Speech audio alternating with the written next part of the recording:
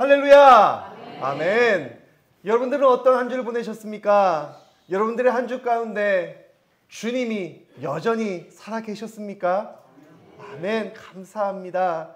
여러분들 그 아멘의 고백이 그저 앞에서 담임 목사가 묻기에 너무나 그냥 예의상 나오는 아멘이 아니라 정말 여러분들의 하루하루를 곱씹어 보시면서 정말 주님이 함께 하셨음을 고백되어지는 귀한 믿음의 화답이 되어지길 다시 한번 주님의 이름으로 간절히 축복드립니다.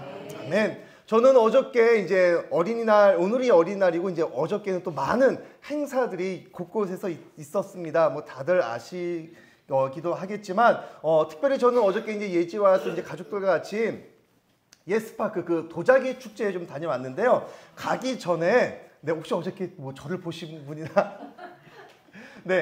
가기 전에 좀 과학을 또 제가 또 한번 체험했습니다. 어떤 과학이냐면 오늘 비 오는 건요, 여러분 다 제 덕분입니다. 왜 그러냐면요, 어저께 제가 세차를 했거든요. 차가 너무 더러워서요. 그냥 뭐 어디 많이 운행한 것도 아니고 요새 아마 다 경험하실 것입니다. 그냥 차를 가만히 둬도요, 꽃가루, 송진가루 때문에요, 차가 계속해서 더러워져요. 그래서 너무 심해서 그냥 이제 어쩔 수 없이 이제 주유를 하면서 세차를 했는데 아니다 다를까 비가 오더라고요. 혹시 여름에 농사할 때 가뭄이 져서 비가 필요하실 때 저에게 이야기하십시오. 제가 바로 세차해드리겠습니다.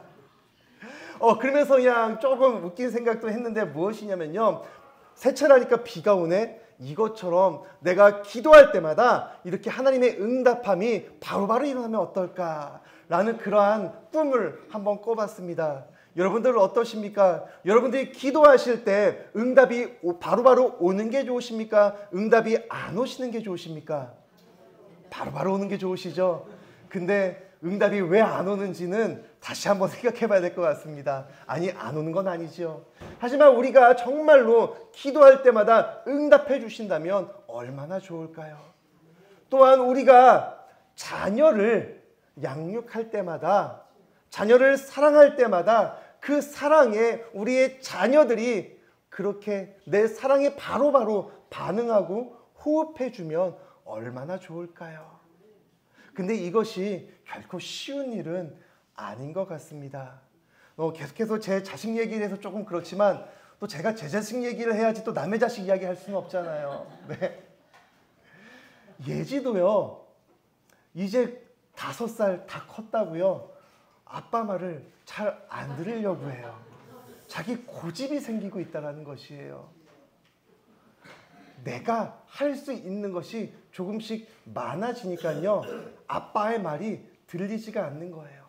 한 번은 이런 일이 있었습니다. 이제 제가 예지를 교육할 때요, 이제 너무 많은 것들을 하려고 하니까 예지가 할 수 있는 일이 있고 아직 할 수 없는 일이 있어. 그러니까 할 수 없는 일은 아빠와 엄마의 도움이 필요해 라고 이야기를 합니다. 그때 이제 알았다라고 이야기를 해요. 근데 어느 며칠 전이에요, 갑자기 예지가 뭔가 이제 청소를 시켰는데요, 하기 귀찮은가 봐요. 뭐라고 이야기하는지 아세요? 아빠, 예지가 스스로 할 수 있는 일이 있고 혼자 할 수 없는 일이 있어. 이거를 바로 이렇게 답습을 하고 그거를 저에게 얘기하더라고요. 자녀는요, 저보다 더 잘 아실 것이에요. 내 마음대로 키우는 것이요, 내 뜻대로 키우는 것이 그렇게 쉽지 않다라는 것입니다. 지난 수요일에도 말씀드렸습니다. 여러분 혹시 자녀를 키워 나아가실 때 정말로 내가 원하고 내가 기도했던 내 방향대로 우리의 자녀들이 알아서 잘 크던가요? 주여. 주여부터 나오시죠? 네. 아마 저희 부모님도 저를 키우실 때도 주여가 엄청 많이 고백되어졌을 것 같습니다. 지난 수요일에도 말씀드렸습니다. 왜 자녀가 내 뜻대로 잘 자라나지 않는 것일까요? 정답은 다른 데 있지 않습니다. 내 뜻대로 하려고 하니까요. 우리는 교회에서 또한 기도할 때마다 무엇을 고백합니까? 나는 누구의 자녀라고 고백합니까? 하나님의 자녀라고 고백을 합니다. 내 모든 것들을 하나님께 맡긴다라고, 내 근심, 걱정, 염려 모든 것들을 하나님께 맡긴다라고 고백하며 기도하며 헌신한다고 다짐하는데요, 유독 자녀만큼은요, 내 뜻대로 내가 목적한 내가 계획한 대로 내 방향성을 갖고 키우려고 하다 보니까 주님의 뜻이 아닌 어느 순간 내 뜻대로 자녀를 키우려고 하다 보니까 답답한 거예요. 그러면서 자녀와의 다툼이 또한 불화가 생기기도 한다는 것이죠. 여러분 너무나 어렵지만 그리고 여러분들 이제는 무슨 내가 이 나이에 자녀 교육이냐라고 생각하실 수도 있겠지만 그래도 자녀에 대한 아니 내 모든 것들에 대한 권리를 내려놓으시길 바랍니다. 내 권리를 내려놓는다고 해서 내가 어디 가서 무시당하고 업신여기라고 업신당하다고 말씀드리는 것이 아니에요. 내 모든 권리를 내려놓고 하나님을 의지하며 나아갈 때 내 삶의 권리를요 하나님께서 세워주신다는 거예요. 여러분 어떠한 권리가 더 클까요? 내가 열심히 노력해서 세워나가는 권리가 권위가 더 클까요? 하나님께 모든 것을 맡기고 내어드리고 하나님께서 세워주시는 그 권리가 더 클까요? 또 생각해 보시기 바랍니다. 내 자녀가 정말 내가 열심히 교육을 받았고 또한 이런 곳에서 많은 정보를 얻어와서 그것들을 잘 정리해서 내 자녀의 그 삶의 방향을 플랜을 짜서 내 자녀를 양육하는 것이 자녀가 더 크게 자랄까요? 아니면 이 땅, 이 온 세상을 창조하시고 주관하시는 하나님께 모든 것을 맡겨드리는 자녀가 더 크게 되어질까요? 그 선택은 이제 여러분들의 몫이라는 것이에요. 내 인생도 내 마음대로 못하는데 어찌 자녀들을 내 마음대로 하려고 할 수 있겠습니까? 어떠한 강사가요 나와서 이런저런 이야기를 하면서요 부모님들에게 일침을 날리더라고요. 아니 어머님들 그렇게 내 자녀는 천재다라고 서울대를 보내려고 하는데 그러면 먼저 어머님이 서울대를 먼저 가보시라고. 네, 나는 하지 못하면서요 내 자녀에게는 더 좋은 더 나은 삶을 살기를 바란다는 것은 어떻게 보면 앞뒤가 맞지 않는 그런 이야기가 아닐까 생각되어집니다. 내 자녀가 더 좋은 삶을 살기 위해서는요 부모인 내가 먼저 더 좋은 삶으로 우리 신앙인인 우리가 먼저 더 좋은 예배의 삶으로 자녀들 앞에 바로 서야 한다는 것이에요.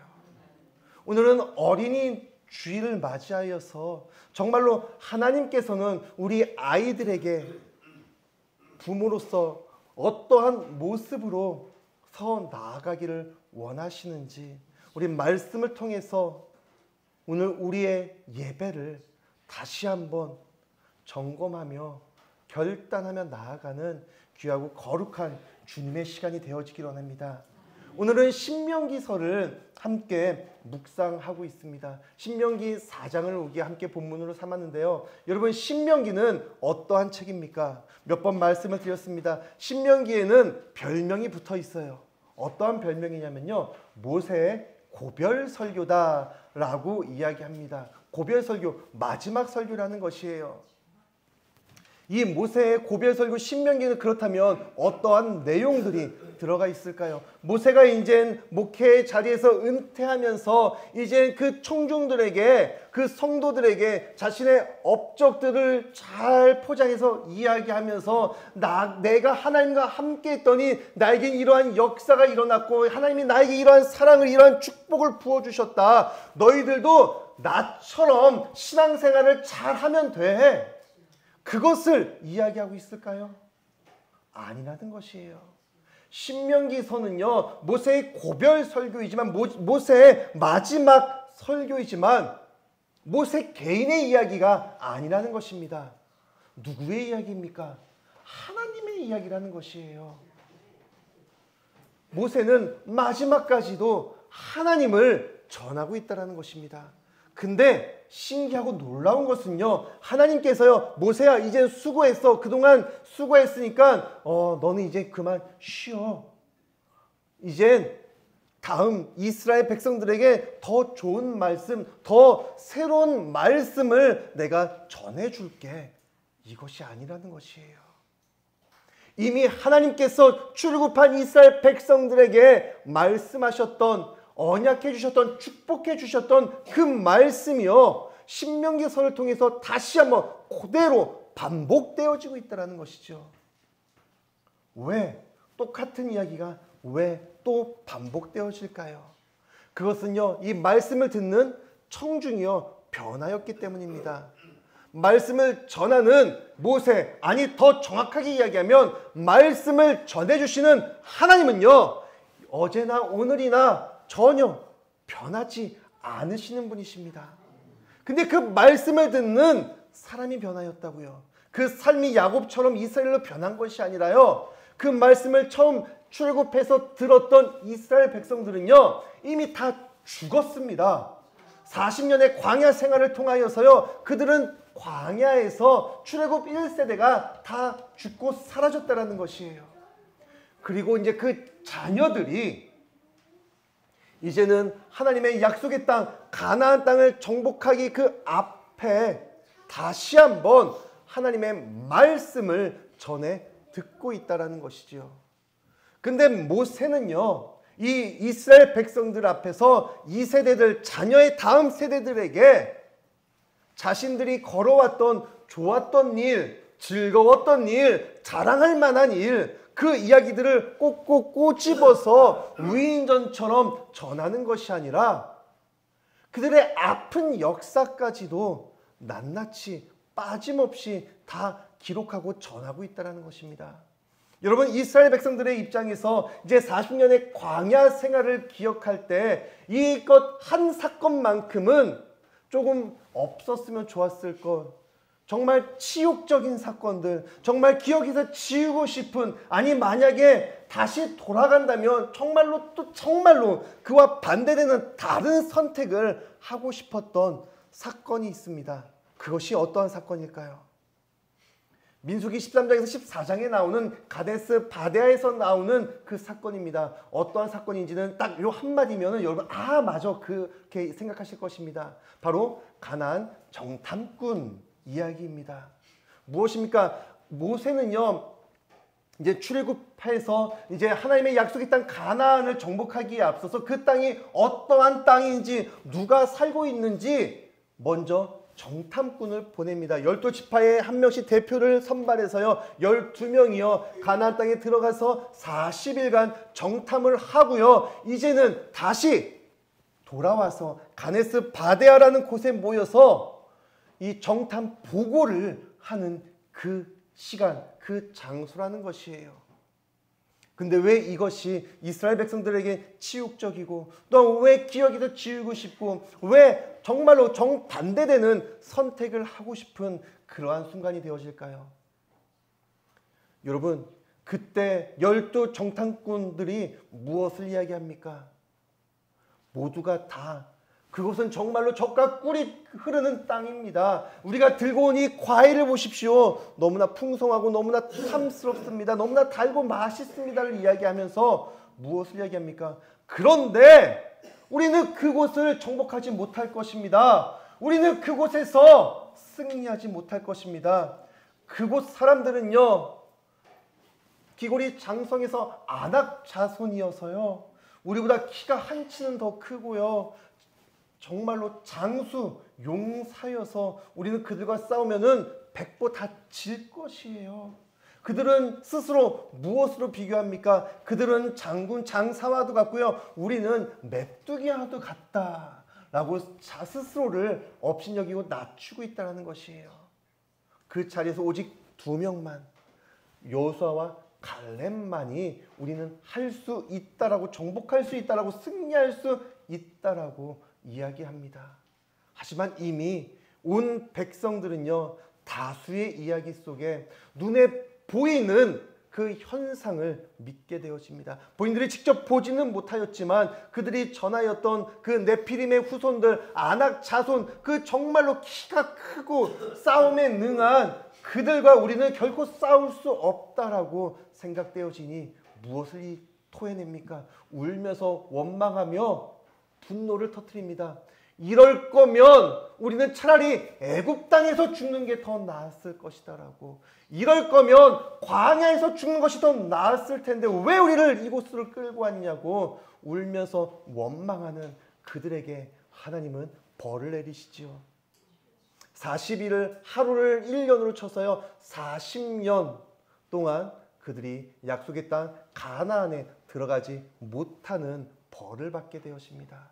그리고 정말 그 하나님의 약속대로 하나님의 그 벌이 정말로 성취가 되어졌죠. 우리는요 늘 하나님의 축복을 바라면서 하나님의 약속의 말씀이 축복의 말씀이 나에게 성취되어지기를 원하고 있는데 우리는 한 가지 간과해서는 안 되는 사실이 있습니다.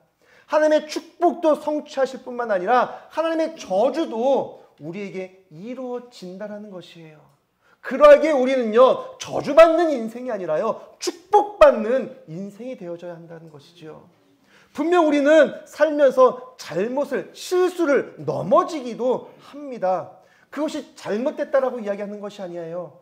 누구나 다 실수하고 넘어질 수 있습니다. 왜요? 우리에게는 원죄가 있기 때문이에요. 우리는 태어나자마자 죄를 갖고 태어난 존재이기 때문에 우리는 실수할 수밖에 없는 죄를 지을 수밖에 없는 존재라고요. 하지만 그때 그 죄를 짓는 그 순간 우리는 무엇을 해야 합니까? 그때 하나님을 바라보고요. 하나님께 회개하며 하나님의 사랑을, 하나님의 용서를 구해야 한다는 것이죠. 여러분 이스라엘의 초대 왕이자 또한 둘째 왕 사울과 다윗의 차이가 뭔지 아십니까? 그 둘은 역시 하나님의 기름 부으심을 받았습니다. 하지만 그들의 차이는 어디서 났습니까? 그들이 잘못했을 때, 그 잘못이 깨달아졌을 때 그들의 삶의 행동에서 그 차이가 났다라는 것이에요. 사울은요 자신의 잘못이 깨달아졌음에도요 여전히 자신의 잘못을 덮고요 내가 더 높은 자리로 나아가기를 원했습니다. 하지만 다윗은 어떠합니까? 내 잘못이 깨달아졌을 때 그 자리에 바로 무릎을 꿇고 하나님의 용서를 구했다는 것이에요. 그리고 그 잘못에 대한 그 대가가 나에게 주어졌을 때도 그것을 피하고 원망하는 것이 아니라 오히려 기도하는 가운데 하나님의 저주가 하나님의 벌이 나에게 임하였을 때 그것으로 깔끔하게 끝내고 인정하고 다시 하나님께 기도하며 예배하는 그러한 모습이 사울과 다윗의 차이가 있었다라는 것입니다. 이것이 우리의 차이가 되어져야 한다는 것이에요. 우리는 사울처럼 죄 앞에 여전히 나를 포장하고 여전히 나는 내 죄가 더 작다라고 우기면서 나는 잘못이 없다라고 내 자신을 스스로 증명하는 자가 되는 것이 아니라 내가 죄인임이 깨달아지는 순간 내가 할 수 있는 것은 아무것도 없다라는 것, 오직 하나님께 무릎을 꿇고 하나님의 용서를 구하는 것, 이것밖에는 없음을 우리는 깨닫고 주님의 자리로, 예배의 자리로 나아가야 한다는 것이죠. 모세는 이제 신명기서를 통하여서 이스라엘 백성들에게 하나님의 말씀을 다시 한번 선포합니다. 근데 1장에서 3장 말씀은요 과거의 이야기를 이야기하고 있다는 것이에요.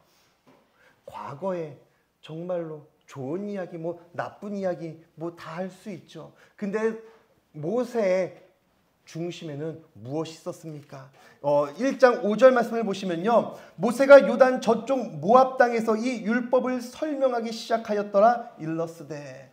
율법에 대해서 이야기를 시작합니다. 근데 이제 1장 6절 이하의 말씀을 보시면요. 십계명에 대해서 율법을 세세하게 설명하는 이야기가 아니에요. 우리는 율법이다라고 생각하면요.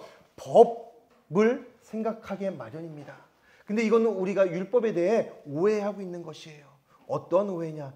율법은요. 히브리어로요. 토라라는 원어를 사용합니다. 이 토라는요. 원래의 뜻은요. 가르치다, 조언하다라는 뜻을 의미를 갖고 있어요. 근데 우리나라 성경으로 번역되면서 이 토라 가르치다가요. 명사로 율법으로 번역이 되어지니까요. 우리는 율법하면요. 딱 정형화, 딱 법이다, 딱딱함을 인지하고 있다는 것이죠. 율법, 토라는요, 한 가지의 단순한 법을 이야기하는 것이 아니라 가르침, 조언을 이야기하고 있다는 것입니다. 이 토라가요, 올바르게, 아니 조금 더 원문에 가깝게 번역을 한다면요, 율법이 아닌 가르침이라는 단어로 번역을 하고 여러분들이 받아들이고 또 이해하시면 그 문장을, 그 성경을 이해하시는데 조금 더 율법이 그냥 법 이야기를 하는 것이 아니라 우리에게 조언을 하고 교훈을 하고 가르치는 내용이구나. 그걸 조금 더 이해하기 쉽게 받아들이실 수 있을 것입니다. 신명기도 마찬가지입니다. 신명기 1장 5절에서 모세가요, 율법에 대해서 설명한다라고 이야기했을 때 그 이후에 법에 대해서 세세하게 풀어주는 것이 아니라 그들이 걸어왔던 길을 다시 한번 이야기하고 있다는 것입니다. 즉 쉽게 이야기하면 그들의 역사를 이야기하고 있다는 것이에요. 근데 여러분, 율법 토라가 뭐라고요? 가르침이라고요. 바로 자신들이 걸어왔던 그 부모의 세대들이 걸어왔던 그 길을 이야기해 줌으로써 그들에게, 다음 세대들에게 교훈을, 가르침을 전해주고 있다는 것입니다. 그 가르침은 어떠합니까? 1장에서 3장 사이에는요, 다시 한번 말씀드리지만 정말 좋은 일, 자랑할 만한 일, 그런 것들이 기록되어져 있는 것이 아니라 가데스 바네아에서의 그 사건들, 정말로 좀 치욕적이고 정말로 다시 돌아간다면 정반대의 선택을 했을 법한 그 이야기를 하고 있다는 것입니다. 왜 이 이야기를 할까요? 이 목적은 단순합니다.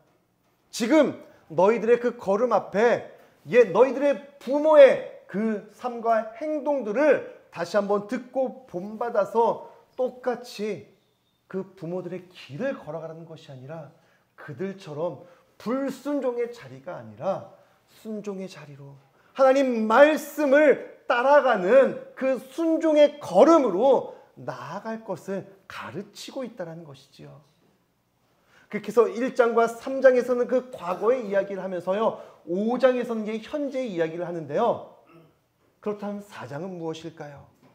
4장은요, 이 과거와 현재를 이어주는 징검다리의 역할을 하고 있다는 것입니다. 5장은 어떤 이야기가 나옵니까? 바로 십계명에 대해서 이야기를 합니다. 십계명은요, 바로 출애굽기 19장에 하나님이 이미 말씀하셨던 십계명이 그대로 다시 반복되어지고 있다는 것입니다. 이 십계명이요, 하나님의 율법, 하나님의 가르침이, 하나님의 법이요, 옛날 과거의 것이 아니라 오늘날 지금 내가 현재 지키고 살아가야 할 현재의 걸음임을 다시 한번 성경을 통하여서, 설교를 통하여서, 말씀을 통하여서 그의 다음 세대들, 우리의 자녀들에게 알려주고 있다는 것입니다. 이것을 알려줄 때 모세는 4장 1절 무엇을 이야기합니까? 이스라엘아, 이제 내가 너희에게 가르치는 규례와 법도를 듣고 준행하라. 그리하면 너희가 살 것이요 너희 조상의 하나님 여호와께서 너희에게 주시는 땅에 들어가서 그것을 얻게 되리라. 무엇을 이야기하십니까? 무엇을 이야기합니까? 내가 너희에게 가르치는 규례와 법도를 듣고 준행하라 라고 이야기하는 것이에요. 이것은 모세가요, 여러 학자들을, 과학자들을, 또 학자들을 불러 모아서 열심히 그들을 위한 법을 정한 것을 이 자녀들에게 알려주는 것이 아니라 하나님이 나에게 말씀하셨던, 하나님이 출애굽한 백성들을 향해서, 이스라엘 자손들을 향하여서 선포해 주셨던 그 규례와 법도를 다시 그대로 백성들에게, 자녀들에게 알려주고 있다는 것이지요. 이것이 우리의 가르침이 되어야 한다는 것입니다. 부모로서 자녀를 가르치고 양육할 때 여러분들은 무엇을 가르치고 계십니까? 저는 어려서부터 이제 밥을 먹을 때요, 아버지에게 조금 가끔 혼나는 적이 있었습니다. 이제 아버지도 이제 강화가 고향이시고요. 제가 이제 제 아버지가 이제 결혼하시기 전부터 이제 할아버지 이제 돌아가셨지만 할아버지도 농사를 지으셨습니다. 그러다 보니까요, 아버지도 계속해서 이제 교육받고 훈련받아 오셨던 것을 저한테 가르쳐 주시는데 무엇을 이야기하셨냐면 밥을 먹을 때 밥 한 톨도 남기지 마라. 깨끗하게 밥을 먹어라. 라고 이야기를 종종 하셨어요. 네. 뭐 밥 몇 숟가락을 남기는 게 아니고 그냥 밥 그릇에 붙어 있는 뭐 그냥 한 개, 한 톨, 두 톨. 그냥 뭐 그게 뭐 대수라고 그냥 죄송합니다. 버릴 수도 있다라고 생각되어졌는데 아버지는 그 이야기를 하시면서요. 농부의 그 수고와 땀에 대해서 그 쌀 한 톨을 키우기 위해 얼마나 많은 수고와 노력과 정성이 필요한지에 대해서 말씀해 주셨다는 것입니다. 그러한 교육과 가르침이 있다 보니까 지금도 저도 밥을 먹을 때는 웬만하면 정말 젓가락으로 깨끗이 밥 한 톨 안 남기기 위해서 정말 노력하면서 열심히 먹다 보니까 이렇게 살이 쪘는데요. 네. 그런 가르침이 있다 보니까요. 예지에게도요. 계속해서 이제 밥을 좀 깨끗이 먹고 아직은 이제 그럴 나이는 아니지만 계속해서 이야기를 한다라는 것이에요. 제가 어디 농사를 지어봤습니까? 그럼에도 불구하고요. 아버지의 그러한 가르침이 있다 보니까요. 내 자녀에게도 그 가르침이 흘러간다라는 것이지요. 그렇다면 우리는요. 부모로서 그냥 부모가 아니라 먼저 된 신앙의 부모로서 우리의 자녀들에게 무엇을 가르쳐야 하느냐 이 말입니다. 단순히 기도 열심히 해라, 가서 예배 나가라, 이제 헌금 지어주면서 헌금 빼먹지 말고 헌금 꼭 해라. 물론 이것이 필요하지요. 하지만 중요한 것은요.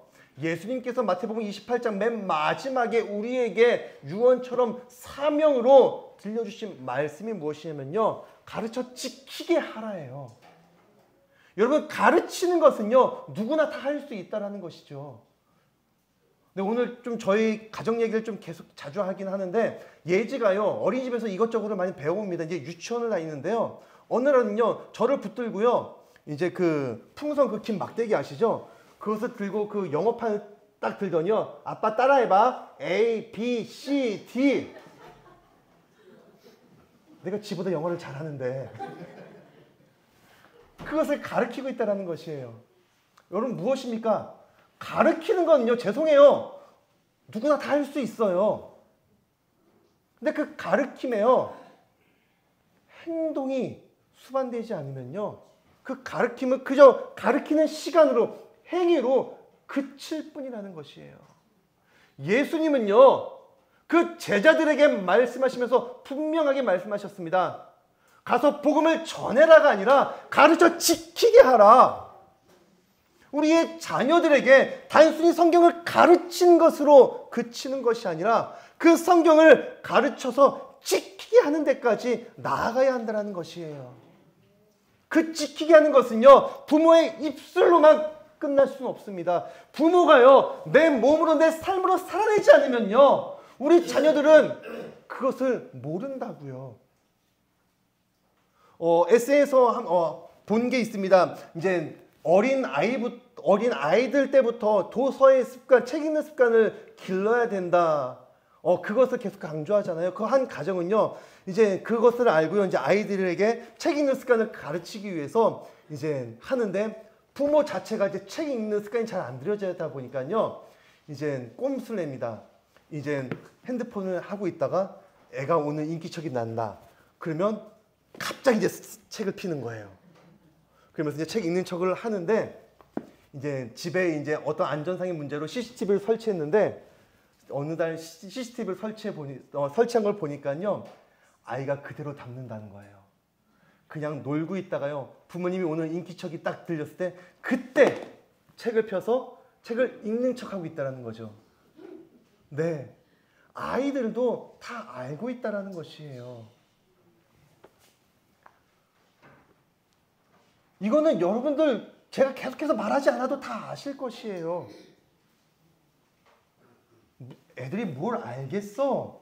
라고 생각되어지지만 아이들은요 정말로 어려서부터의 신앙 교육이 중요한 것이요. 정말로 어린 아이들이요. 저도 얼마 전에 또 인터넷을 통해 본 건데요. 한 4~5살짜리 꼬마애가요. 기도를 하는데요. 우크라이나의 전쟁이 멈추게 해달라고, 이 나라의 이 세상에 평화가, 하나님의 평화가 깃들게 해달라고 기도하고 있다는 것이죠. 그 기도가 갑자기 그 아이 4~5살짜리 꼬마에게 성령의 임재가 팍 오셔갖고 갑자기 아이가 성령의 임재를 받고 불길 같은 성령의 주 여호와 우크라이나를 구제해 주시옵소서. 그렇게 기도했을까요? 부모의 기도가 아이의 기도에 영향을 끼치고 있다는 것이죠. 부모의 삶이, 부모의 예배가 우리 아이들의 삶을 좌지우지한다는 것입니다. 지금 모세는요 바로 그것을 이야기하고 있는 것이에요. 너희들이 앞으로 잘해.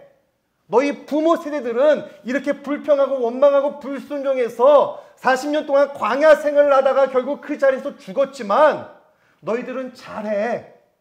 단순히 이것만을 이야기하는 것이 아니라 모세는요 늘 하나님께 순종하는 자였다고요. 하나님 말씀에 순종하며 하나님의 뜻에 민감하게 반응하며 40년의 그 광야 생활 가운데 그 백성들의 수많은 불평과 원망 속에서도 그들과 맞서 싸우는 것이 아니라 오히려 그들을 위해서 기도하며 하나님과 그들 백성들 사이에서 중재자가 되어서 하나님의 길로 끊임없이 인도하던 이가 바로 모세였다는 것이죠. 백성들은 출애굽 2세대 신세대 자녀들은요 그 모세를 통하여서 그 말씀을 들을 때 모세의 삶을 알기에 그 자녀들은 이제 믿음의 걸음이 단순히 귀로 듣는 것이 아니라 눈으로 보여줬던 모세의 걸음을 따라갈 수 있다는 것입니다. 하지만 모세도 인간인지라 실수했지요. 모세의 그 인간적인 그 감정의 분노를 참지 못하여서 모세도 결국 그 가나안 땅에 들어가지 못하게 되어집니다. 하나님께서는요 그때 그 시대마다 믿음의 선지자들을, 우리의 믿음의 본이 되어지는 그 인물들을 보내주십니다. 근데 그들 역시 인간인지라 늘 실수하고 넘어지고 무너지기 마련이에요. 그래서 하나님께서 누구를 보내주셨습니까? 죄 없으신 예수 그리스도, 예수님을 이 땅에 보내주셨습니다. 예수님이 우리에게 믿음의 표본이 되어주셨다는 것이에요. 이제 그동안 글로써 말로써만 듣던 그 하나님의 형상이요 예수님의 삶을 통하여서 우리의 눈에 보여지기 시작했다는 것입니다. 우리는 이제 예수 그리스도가 걸어가신 그 걸음대로 살아가면 되어진다는 것이에요. 예수님이 뭐라고 이야기하십니까? 어린 아이와 같이 되지 않고서는 천국에 이를 자가 없느니라. 예수님은요 어린 아이의 그 순수함을 닮아가라는 것이에요. 이거 하라고 하면요 다른 것들을 재고 핑계를 대는 것이 아니라 그냥 아버지의 말에 어머니의 말에 순종하는 그 어린 아이와 같은 그 순수함을 갖지 않고서는 천국에 들어갈 수 없다라는 것. 오늘 우리에게 어린 아이와 같은 순수한 신앙의 열정이, 순종함이 다시 한번 고백되어지기 원합니다. 그 순수함에는요 정말 내 이익을, 유익을 따지는 것이 아니라 그냥 온전히 그 말을 따라간다는 것이죠. 오늘 4장 2절 말씀을 보시면요 내가 너희에게 명령하는 말을 너희는 가감하지 말고 내가 너희에게 내리는 너희 하나님 여호와의 명령을 지키라. 더하지도 말고 빼지도 말라는 것이에요. 하나님의 말씀 변하지 않습니다. 물론 때에 따라서 이제 그 단어의 해석과 또 그 시대에 맞게 조금씩 뭐 개역개정, 새로운 성경, 뭐 쉬운 성경 조금씩 그 단어와 그 풀이가 바뀔지언정 하나님의 진리의 말씀은 수천 년이 지나도 결코 변하지 않는다는 것입니다. 그 변하지 않는 말씀을 붙들고 우리의 자녀들을, 여러분들의 손자 손녀들을, 아니 여전히 하나님을 알지 못하는 영적인 어린 저 세상 사람들을 향하여서 믿음의 본이 되어져서 내 신앙의 업적을 자랑하는 것이 아니라 하나님의 말씀을 따라가며 하나님 말씀에 순종하는 우리의 걸음을 자랑하시길 바랍니다. 그 자랑함 가운데 하나님께서, 성령께서 우리를 여전히 겸손한 자리로, 낮은 자리로 인도하시는 그 걸음을 다시 한번 묵상하시며 주님의 나라와 주님의 뜻을 세워 나아가시는 우리 가산감리교회 성도 여러분들이 되어지시길 주님의 이름으로 간절히 축복드립니다. 아멘. 우리 시간 함께